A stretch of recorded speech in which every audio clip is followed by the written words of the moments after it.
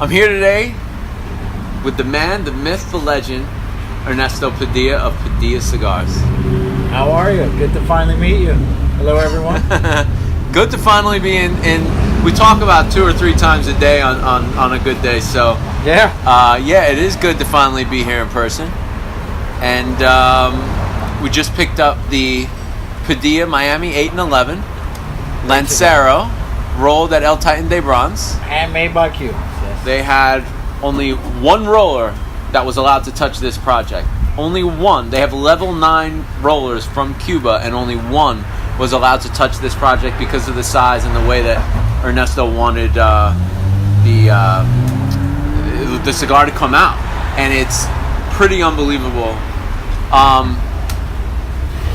I think, since you and I talk all the time, I think there's a general theme to when we speak, and there's a little bit of a frustration in the industry, not with you per se, but I just think just in general that, a lot of people since the cigar boom of the 90s jumped into this industry that really don't have a heritage or a pedigree for tobacco and Cuban cigars and that kind of thing. And I know that your family background is from Cuba. You want to just tell us a little bit about like who your family is and what they did and that kind of thing? Sure. I mean, I was born in Cuba. I left when I was 6 years old. But my father's family came from the Canary Islands of Spain, which is this island off the coast of Africa, which is a colony, a part of Spain. It's instrumental to the history of tobacco. I'm not going to get into it because I'm going to be ADD all over the place for it. But people like the percentages. Other people that are known in the industry, it's very well known, came from there and then migrated to Cuba, where they were able to acquire land and grow tobacco. And my father's family did that. He became a writer, Cuba's foremost poet, caster from the revolution, spoke out against it, met and was friends with many intellectuals around the world, including Hemingway, Ernest Hemingway, that most people know. Nice. And shared many times with him back in Cuba. And in 1980, he was finally released through pressure, international pressure, to come here. But throughout that time, like in Time magazine, there's a picture of my father smoking a cigar in 1970. When he was arrested in the New York Times, there's a picture of my father with a cigar, always with a cigar, always with a cigar. Our cigar has always been part of our history. I grew up in Princeton, New Jersey. My father dropped me off at school in a cloud of smoke. The teachers are like, "Oh my God, what's wrong with this kid?" I'm like, "Hey, my dad smokes cigars. What we do." Right. My friend Luigi, I go over there, all they do is drink and eat pasta. Hey, it's what they do. You do it. Right. Hey, I love a good bagel. So it's part of your heritage. It is, very much. And that's really why I got into it. And we're out there testing the leaves, testing whatever. That wasn't really my side of it. I loved that there was still a product that was handmade. That the amount of effort that went into it. And I knew a lot of the growers, ASP growers, the top growers. Most people don't even know about them. Top growers in Ecuador, top growers in different places, and I knew of them. So that's how in 2003 I convinced my older brother to invest money and start this company, because at that time there weren't many boutiques. It was the end of the boom. The industry was kind of like seeing what happens, and there were not many boutiques. Today, now everybody has that. Hey, don't you have your own cigar brand over there, guy with the iPhone?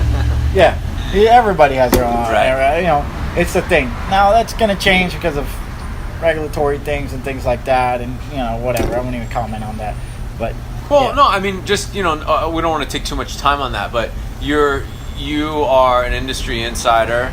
You have attorneys that are specific to our industry. You have friends that are very big in our industry, and there is no doubt in your mind that this is passing in 2021. Is it?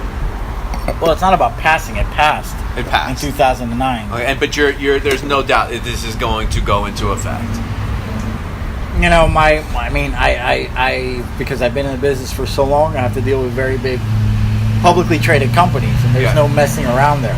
Yeah. So our industry is mom and pop, local brick and mortar retailers, and then huge publicly traded corporations, which I deal with both.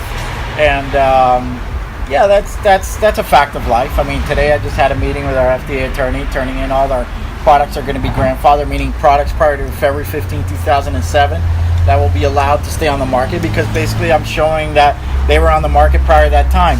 Any product from February 15, 2007 to August 6, 2016 then has to go through a review period to see if substantial equivalency. It's the silliness of the times, and it is what it is.